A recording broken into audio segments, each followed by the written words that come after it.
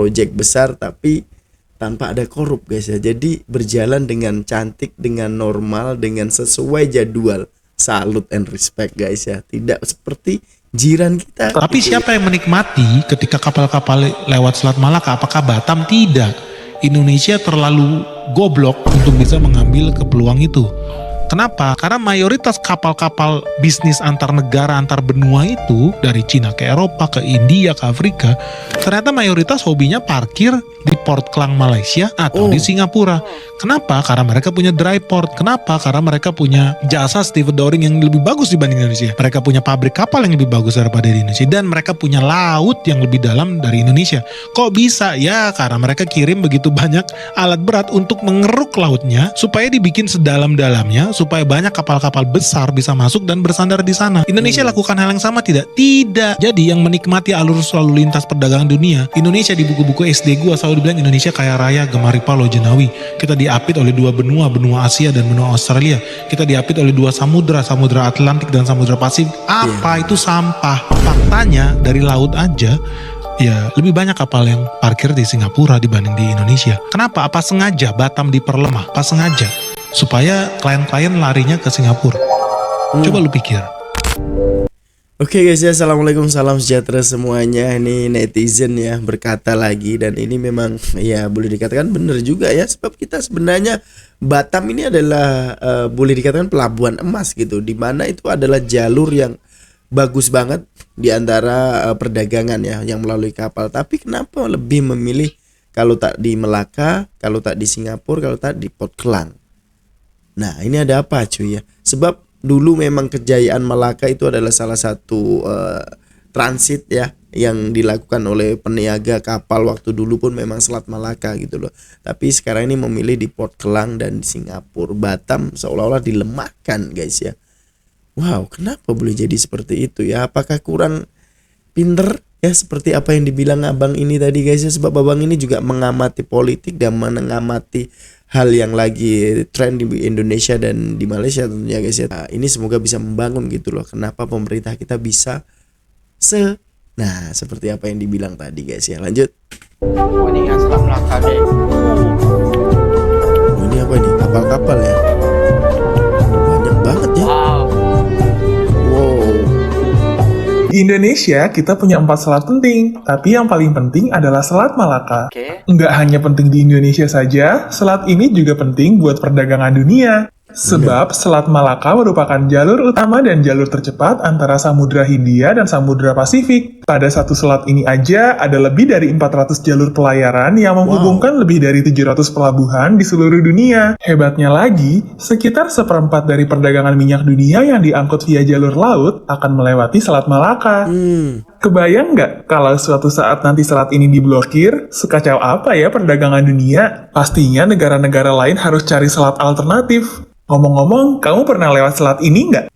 Dan ini ada berita lagi guys ya, yaitu Malaysia bakal bina pelabuhan kontena baru dilengkapi AI. Lah, lagi dan lagi Malaysia menjadi yang terbaru di teknologi AI ini guys ya. Sebab kemarin kita sudah lihat nih ya, dengan kilang sawit yang semuanya itu dilakukan oleh AI, dan ini pelabuhan cuy.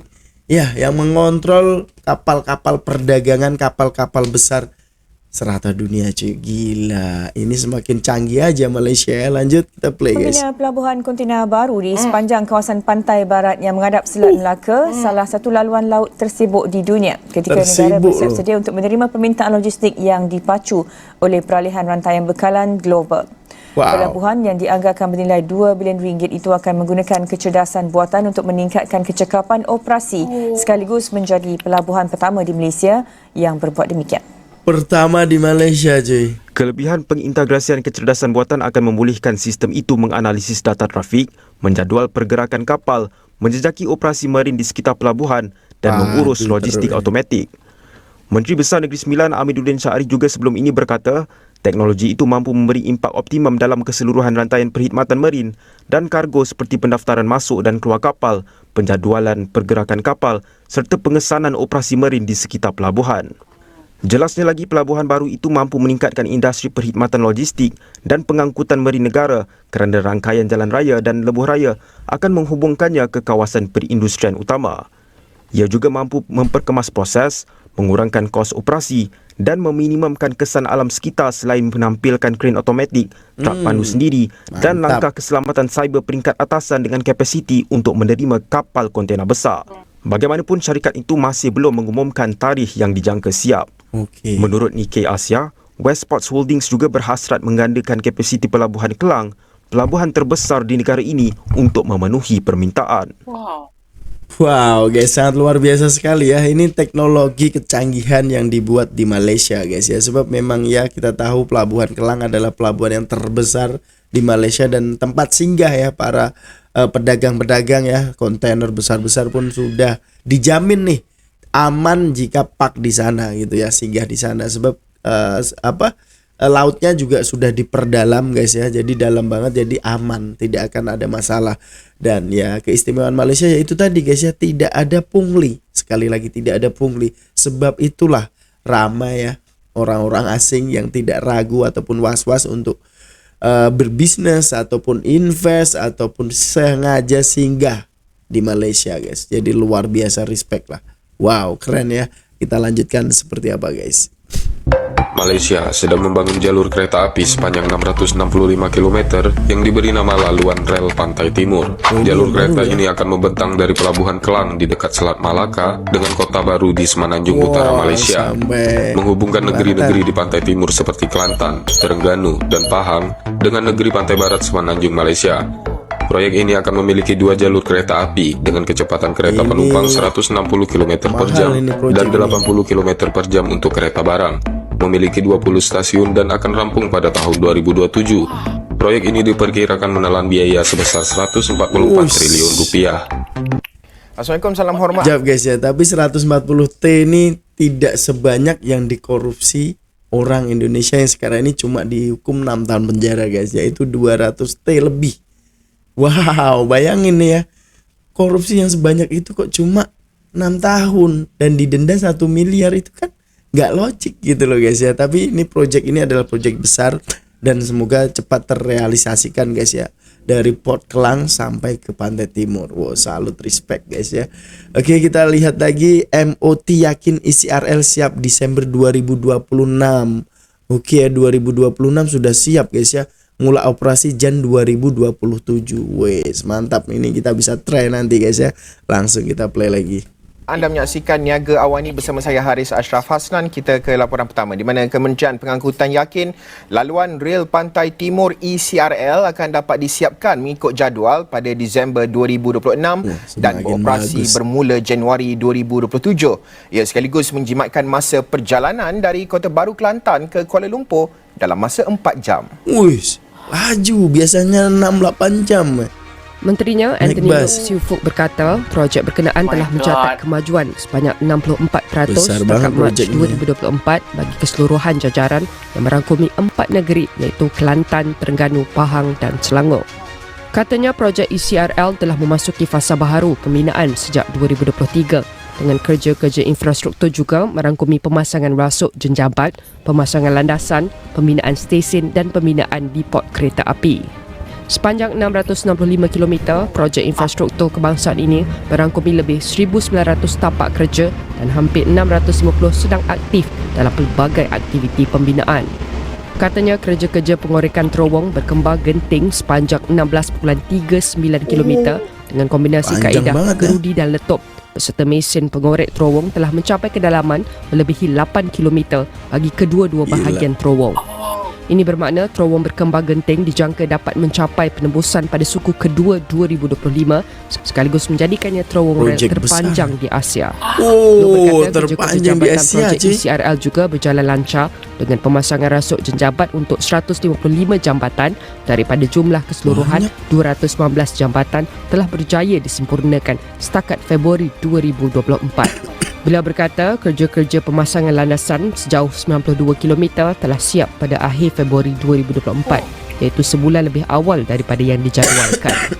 Justru, mesin pemasangan track model CCPG 500A yang canggih serta julung kali diguna pakai dalam industri rel di Malaysia telah mula melaksanakan kerja-kerja pemasangan landasan ECRL bagi fasa kedua dari Kuantan Port City Kemaran di Pahang sejak 9 Mac lepas. Kerja-kerja pemasangan landasan fasa kedua sepanjang 97 km ini terjangka siap pada Jun 2024 dan seterusnya membolehkan kerja-kerja pemasangan landasan dijalankan antara Dungun, Terengganu dan Kota Baru. Selain itu, kerja-kerja pemasangan sistem elektrifikasi untuk kereta api ECRL akan bermula seawal Mei tahun ini di kawasan stesen Cerating, Pahang dan disusuli dengan lokasi di mana pemasangan landasan telah siap. Hebat guys ya. Kita nampak nih guys ya, kelajuan ya pembinaan project, mega project boleh dikatakan guys ya.